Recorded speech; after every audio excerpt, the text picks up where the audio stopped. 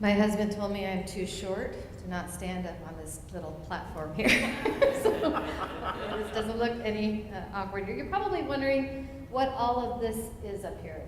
Our youth returned from a mission trip in Detroit where our theme was puzzled. And for the week, we talked about what small piece of that puzzle we are in God's bigger picture, and how we each have a responsibility to go out in the world and make a little difference, which actually becomes a great big difference when we combine all the pieces. So each of you have a puzzle piece with you? Did you each get one? If not, make sure you get one on your way out. We'll have a little talk about that. All right, I'm going to paraphrase the scripture that was read by Sonia today. Thank you, Sonia. Beloved, that would be you. Whatever is true, honorable, just, pure, pleasing, and commendable, think about these things. Keep on doing the things that you have learned and received and heard and seen in me, and the God of peace will be with you. It's one of my favorite verses. It's one of the verses that really makes me want to be fully immersed in service to others, a passion to give and to help those in need. It's probably because we've seen so much example from Jesus throughout the scriptures when he is helping those in need, and he is always there for those who are marginalized and forgotten.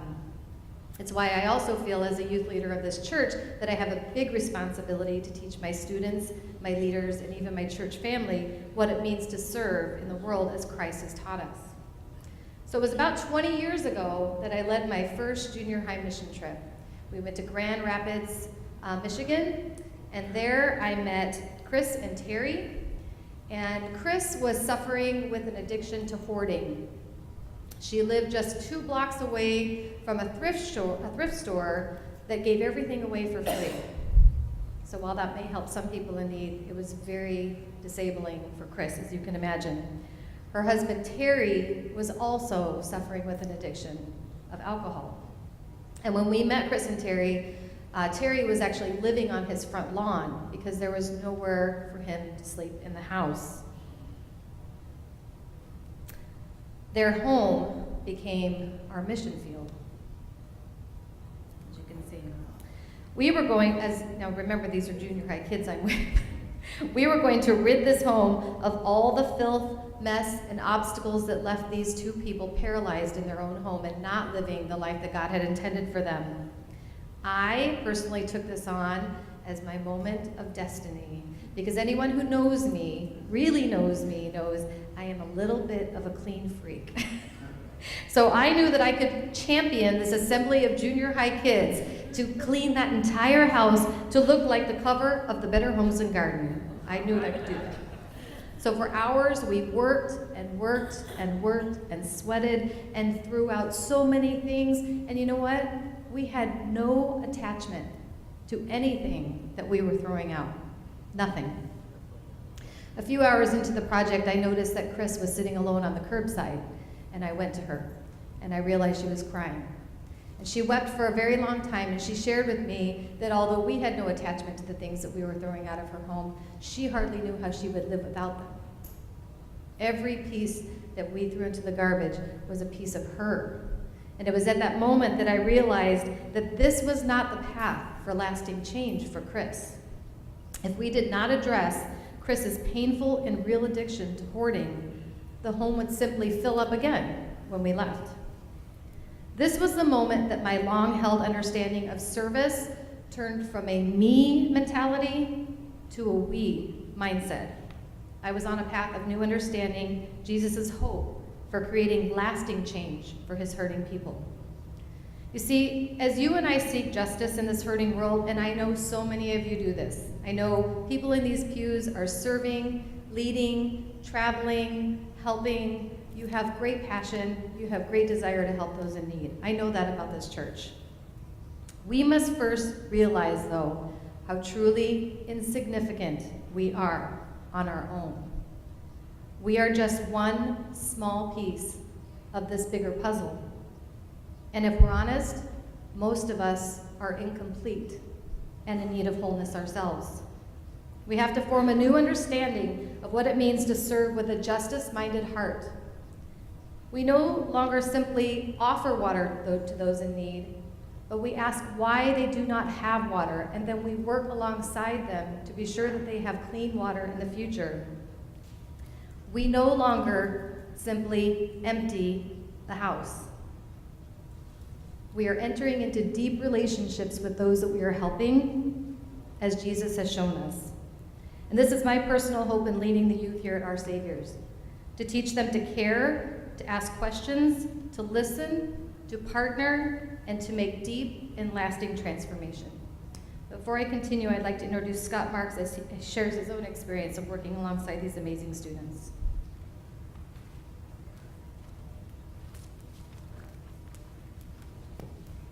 I am tall. Oh.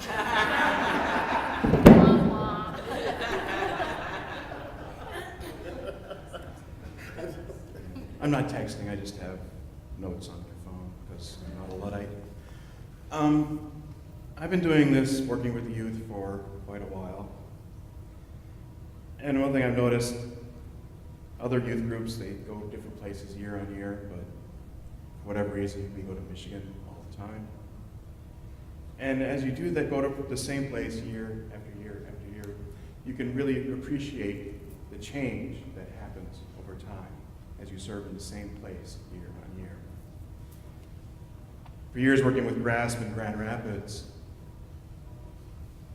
going to the same place in the same neighborhood, visiting many of the same people. I mean, to expand on Martha's story, the people that lived in that house joined the church that GRASP was located in. We connected them with their community. We gave them a path out. We helped them. And since GRASP has gone away, and we've been the past few years in Detroit, we've been witnessing the same thing. I don't know if you're familiar with Detroit, but it's been described as being a victim of a slow-moving hurricane. The downturn of the auto industry has left many, many neighborhoods devastated. You drive through some of the places we've been.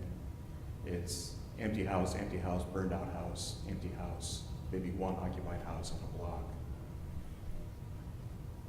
And the organizations that we've been helping, that we've been working with, are trying to reverse this, trying to give these people pride of place, pride of community again.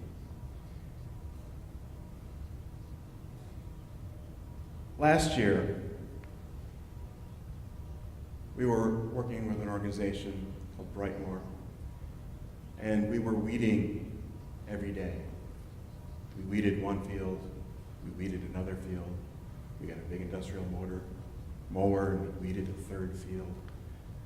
Every day, the kids that year with hay fever were really suffering. But what we were doing, what we were allowing these communities, the people in the community to do, is we gave them a leg up. We helped them have a little pride in their community again. The organization we were helping and working with would go to neighborhoods, go to a block, knock on doors, and they would recruit a block captain and say, we'll help you clean up your stuff, but can you organize your neighborhood? Can you get in touch with your neighbors? Maybe if you clean up your place, they can clean up theirs. We can all get together, get some of these weeds down, some of these dead tires out of here, make it look like a lived-in neighborhood again. And that's been working.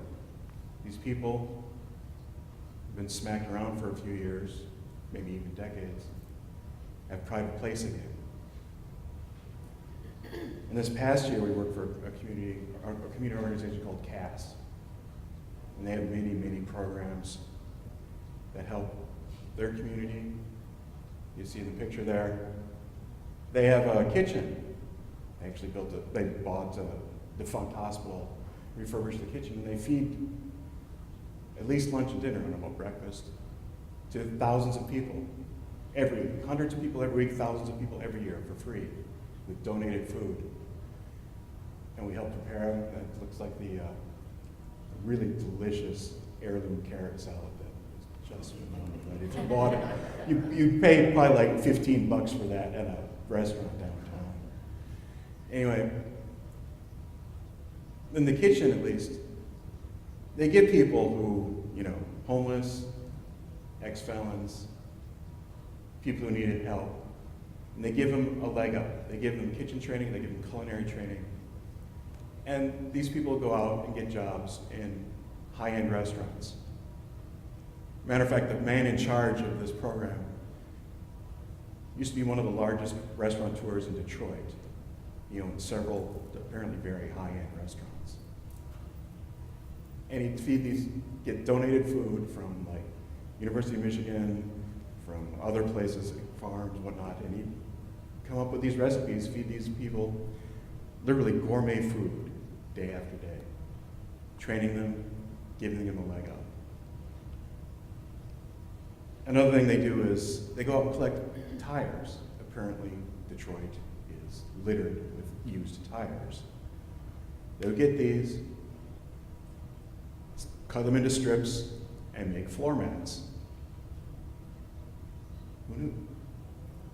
They give the same people who job training, job skills, get them help off the street.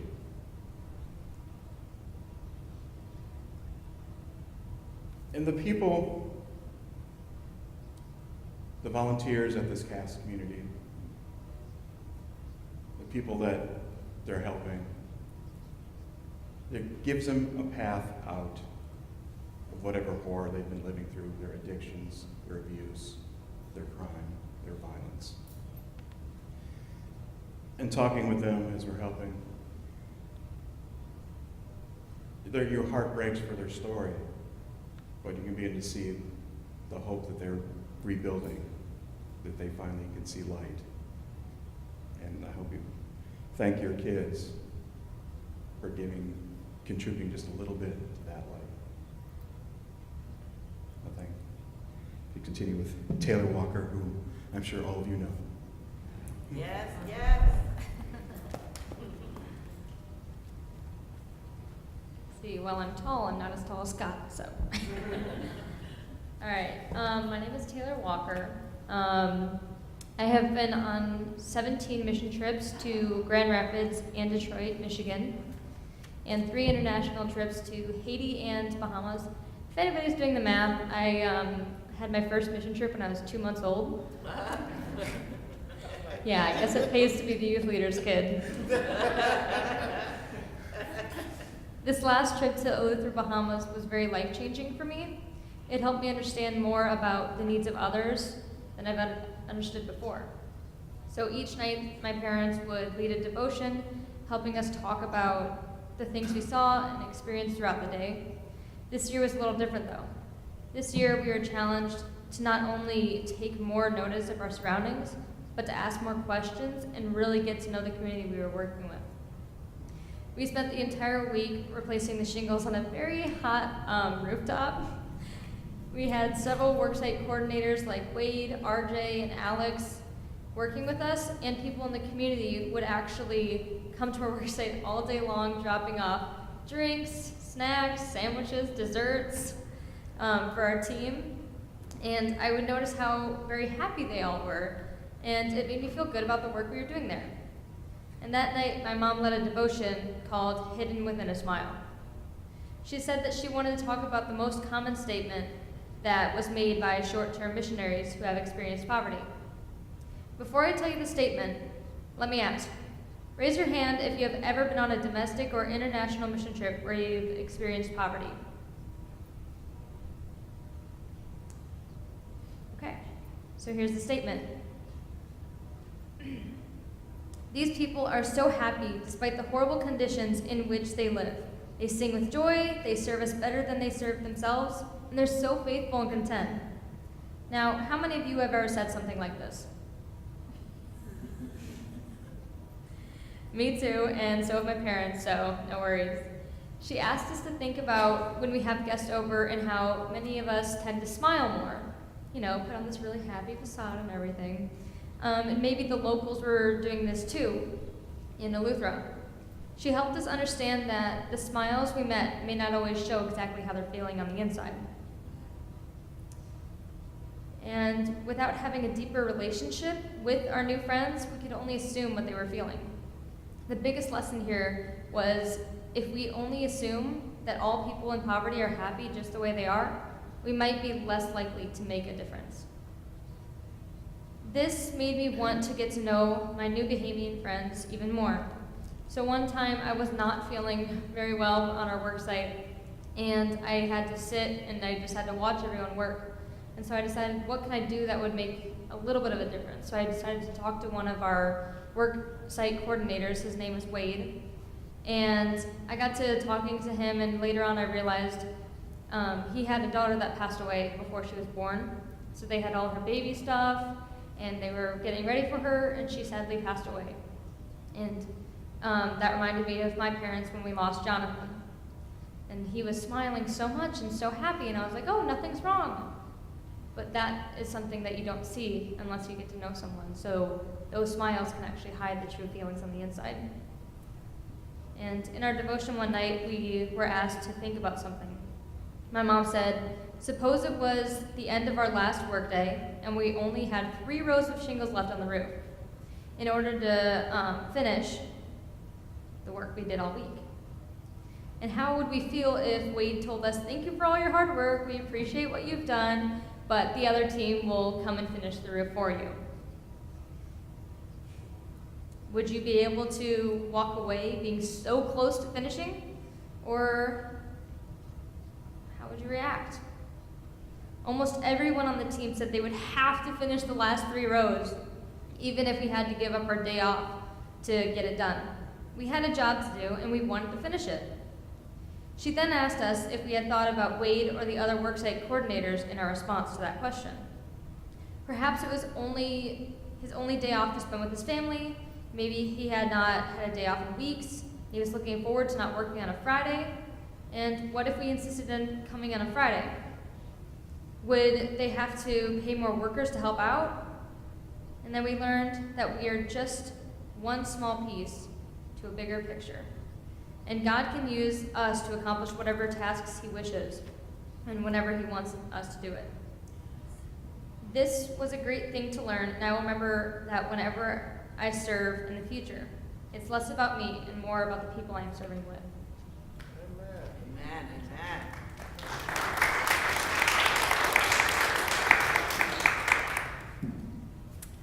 Nothing makes a mom more proud.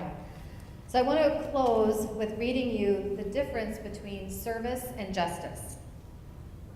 This is something that we're really, really trying to teach our students to have a completely different understanding of what it means to go out and do mission work. Service can make us feel like great saviors who rescue the broken, but justice means God does the rescuing and often works through the united power of a diverse community to do it. Service often dehumanizes, even if only subtly, those who are labeled the receivers, whereas justice restores human dignity by creating an environment in which all involved give and receive in a spirit of reciprocal learning and mutual ministry. Service is something we do for others. Justice is something we do with others. Service is an event. Justice is a lifestyle. Service expects results immediately, like Taylor was talking about that roof. We want to get it done now. Whereas justice hopes for good results, but recognizes that systemic change takes time. The goal of service is to help others. The goal of justice is to remove obstacles so others can be empowered to help themselves. And finally, service focuses on what our ministry can accomplish, whereas justice focuses on how we can work with other ministries to accomplish so much more. On the last day in Detroit, we were pulling weeds by the tiny houses that, I don't know if you've heard about the movement of tiny houses in Detroit. They're in the media, the news are coming through all the time, and it's really important for them to keep that area very clean. And the students worked almost 2 blocks along the curbside to pull all the weeds out. And let me tell you, like Scott says, it's exhausting to pull weeds, exhausting. And Tom Durkin, one of my leaders who truly gets it, pulled all the kids together. And he said, what are we doing here? And the kids said, we're pulling weeds. And he said, what's gonna happen in a week or 2 when we leave? Someone said, the weeds are gonna grow back. Probably Andrew said that. He's always saying, this is just going to grow back. And Tom said, what do we need to do so that this has systemic change? What do we need to do so the weeds don't grow back in the gutter? And somebody figured out the dirt. The dirt was the only thing that those weeds had to grab onto. And so for the next 2 hours, the kids grabbed shovels and took all that dirt out. And it was the first moment, I think, that we had this beautiful breakthrough where kids saw transformation and change.